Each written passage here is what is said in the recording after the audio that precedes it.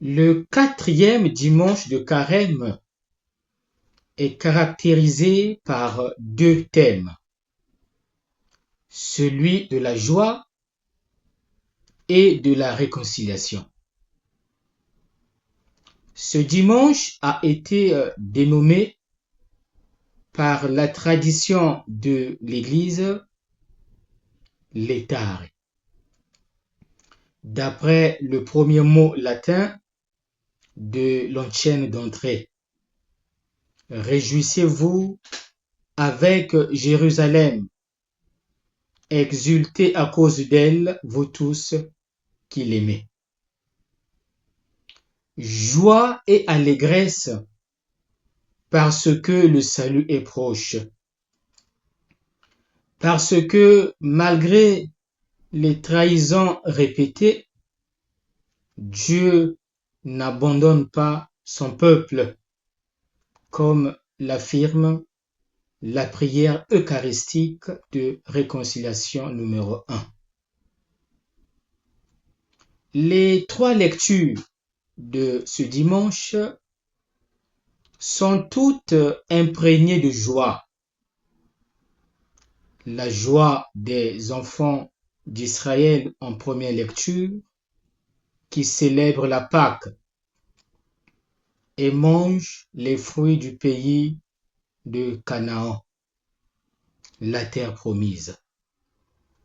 La joie de ceux qui reçoivent de Dieu le don de la réconciliation en deuxième lecture. La joie du Père qui a retrouvé son Fils mort et qui se réjouit maintenant en lui dans l'Évangile. Ce n'est donc pas un hasard si ce dimanche est le dimanche de la joie. Une joie qui est d'abord et avant tout en Dieu. C'est de cette joie que naît la nouveauté authentique. La nouveauté de celui qui commence une nouvelle manière de vivre sur la terre qui nous est donnée.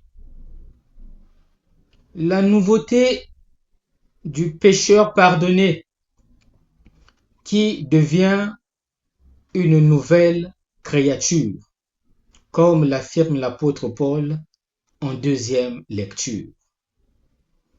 La nouveauté d'un fils perdu et retrouvé, mort et ramené à la vie. La nouveauté d'un Dieu qui attend et va à la rencontre des pécheurs. Ce quatrième dimanche de Carême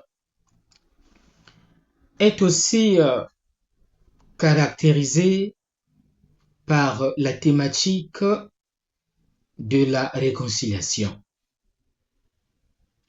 L'Évangile parle du retour du Fils qui a abandonné son Père. C'est le Christ qui le réconcilie et l'introduit dans la maison, dans la terre promise, en célébrant comme Israël la Pâque. Analysons brièvement l'Évangile. Dans le chapitre 15, Luc a inséré la parabole du Père miséricordieux. C'est une histoire de famille. Un père et deux fils. Cette étrange famille où la mère n'apparaît pas ressemble beaucoup à la communauté de Jésus, où Dieu est père et mère, et tous sont frères. Pour définir ce récit évangélique, on a traditionnellement recours à un adjectif assez rare, pour ne pas dire obsolète dans le langage d'aujourd'hui. Prodigue. Effectivement, cet adjectif convient bien aux trois acteurs de la narration intégrale. Il y a tout d'abord ce père. Il est prodigue. Dans son amour miséricordieux envers ses deux fils. Le fils cadet est prodigue dans la rébellion et le péché, tandis que le fils aîné est prodigue d'orgueil et d'étroitesse. Le cadet décide de couper les ponts avec sa famille. Le cadet sort de son démos, un terme grec qui signifie territoire. Le cadet sort de son territoire, de son village, de sa communauté familiale. Il dilapide tous ses biens. Il mène une vie désordonnée. Il est contraint par les événements de réfléchir à son expérience décevante. Il prend la décision de retourner chez son père par nécessité. Combien de salariés dans la maison de mon père ont du pain et moi je meurs de faim ici. Or, dans la Bible, revenir en hébreu chouv est le verbe de conversion et désigne précisément le retour dans le droit chemin après avoir erré sur des sentiers trompeurs dans les landes désertiques du mal. À ce stade, l'attention du narrateur se porte sur ce même chemin de retour-conversion, en se projetant vers la dernière étape, le chemin du retour. Là, comme tous les jours, il y a son père qui attend, le regard perdu dans le lointain, jamais résigné dans son amour à ce départ. Soudain, il aperçoit une silhouette qui se profile à l'horizon. Le fils est attendu et accueilli inconditionnellement par son père, qui répond à sa confession en l'ignorant et en invitant tout le monde à un grand festin à partager. Jésus décrit l'émotion de ce père avec un verbe typique que nous connaissons. Le verbe grec destiné à indiquer les entrailles paternelles frémissantes d'amour pour sa créature. Le terme est spalankinitsomai, et comme nous le savons, il se réfère à la fois à l'utérus et à la paternité. La miséricorde, dans son aspect le plus tendre et le plus viscéral, célèbre maintenant son épiphanie la plus haute et la plus authentique, capable de surmonter toutes les déceptions et les récriminations. En effet, dans la joie de retrouver le Fils perdu, le Père répétera à 2 reprises: car mon fils que voilà était mort et il est revenu à la vie. Il était perdu et il est retrouvé. Luc chapitre 15, versets 24 et 32. Comme nous le savons, la parabole a malheureusement un côté amer. Le fils aîné ne veut pas participer à la célébration de ce retour. Il est incapable de goûter à la douceur de la miséricorde et du pardon. Il s'enferme dans la froideur hautaine du seul jugement. L'attitude du Père est décrite en termes positifs tant à l'égard du fils cadet qu'à l'égard du fils aîné. Rien dans ses actions ne fait référence à un reproche ou à un rejet.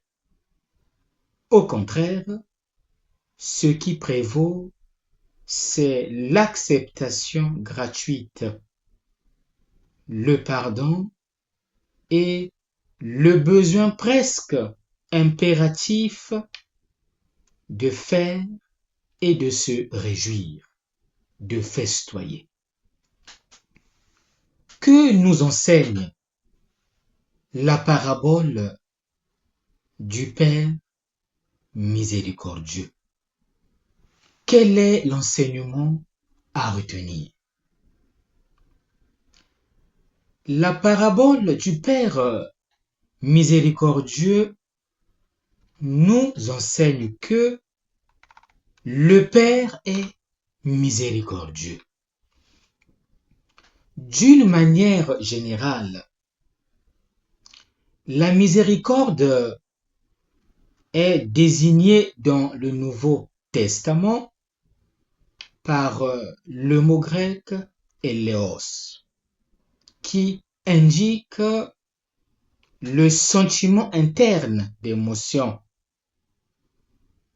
la qualité de Dieu le Père est d'être une mère. En tant que Père, il aime librement et entre en relation avec nous par la parole. Il nous donne un nom et nous élève en tant qu'adultes et responsables. En tant que mère, il nous aime viscéralement et entre dans une relation de nécessité biologique avec nous, en nous donnant la vie, la maison et la nourriture. Pour faire bref, Dieu aime les pécheurs Dieu sonde les cœurs et ne juge pas selon les apparences. Dieu partage la joie avec un pécheur qui se convertit. Dieu nous pardonne gratuitement. La parabole du Père miséricordieux nous apparaît comme le sacrement de la pénitence en action, avec la confession au centre. Père, j'ai péché. Je ne mérite plus d'être appelé ton fils. Et l'absolution à la fin. Ton frère que voilà était mort et il est revenu à la vie. Il était perdu, il est retrouvé. Saint Ambroise écrivait: là où il y a de la miséricorde, il y a Dieu. Là où il y a la rigueur et la sévérité, il y a peut-être les ministres de Dieu. Mais Dieu n'y est pas. Clairement parlant, la parabole du Père miséricordieux enseigne les éléments fondamentaux qui rendent authentique la réconciliation de l'homme avec Dieu dans le sacrement.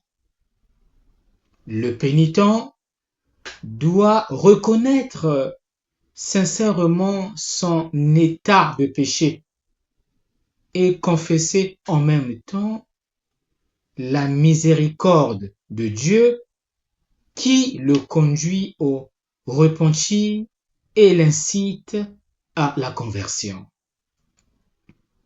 Le premier acte de la réconciliation est la prise de conscience de sa propre misère par rapport à la situation dans la maison du Père. C'est toujours la parole de Dieu qui éclaire la personne sur ses péchés, l'appelle à la conversion et lui donne confiance dans la miséricorde de Dieu. Alors, il entra en lui-même et se dit: combien d'ouvriers de mon Père ont du pain en abondance, et moi ici, je meurs de faim. La deuxième étape de la réconciliation est l'accusation des péchés. Une fois que le fils cadet a reconnu sa propre misère, il confesse son péché et demande pardon au Père. Père, j'ai péché contre le ciel et contre toi. Je ne suis plus digne d'être appelé ton fils. À la fin, le Père donne l'absolution. Mon fils que voilà était mort et il est revenu à la vie. Il était perdu et il est retrouvé.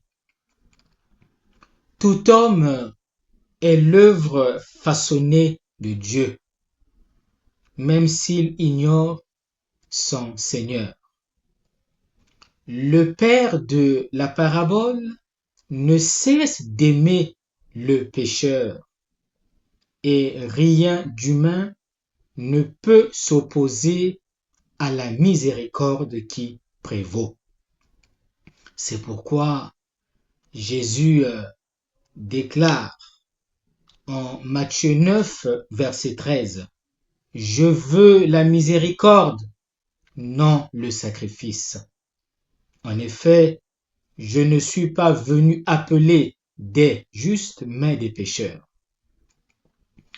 Dieu n'exclut personne du salut qu'il offre. Et dont Jésus proclame l'heureuse nouvelle à travers l'image du règne.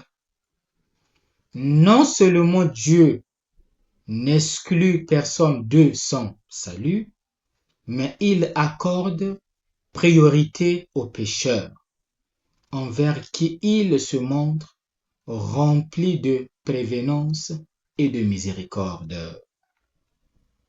Le sacrement de la pénitence est en crise de nos jours. C'est le refrain le plus fréquent. On constate une désaffection croissante de la part des fidèles. Il ne s'agit pas seulement d'une baisse de la participation, mais plutôt d'une perte de sens du sacrement dans les consciences.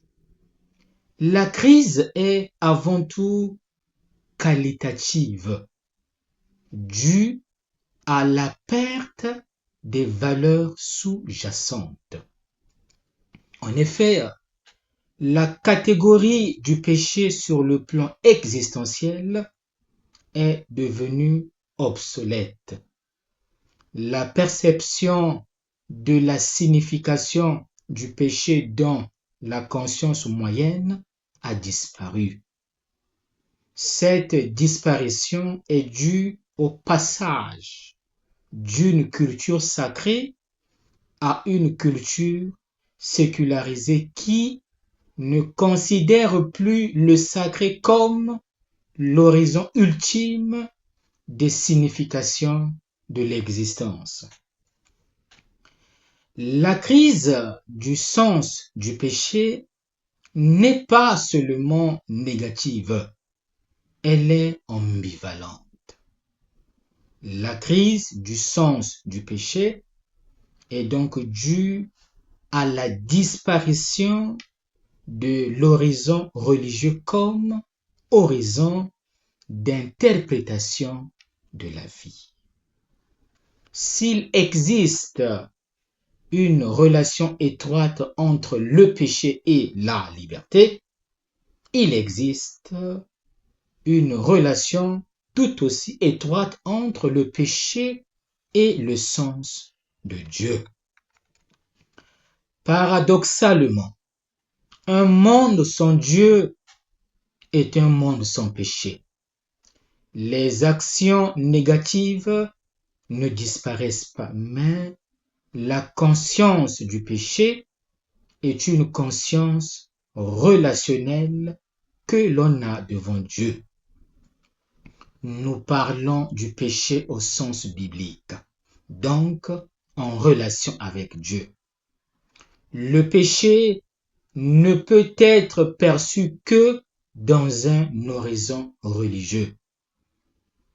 La préparation à Pâques est le moment idéal non seulement pour se confesser, mais aussi pour redécouvrir la véritable signification du sacrement de la pénitence.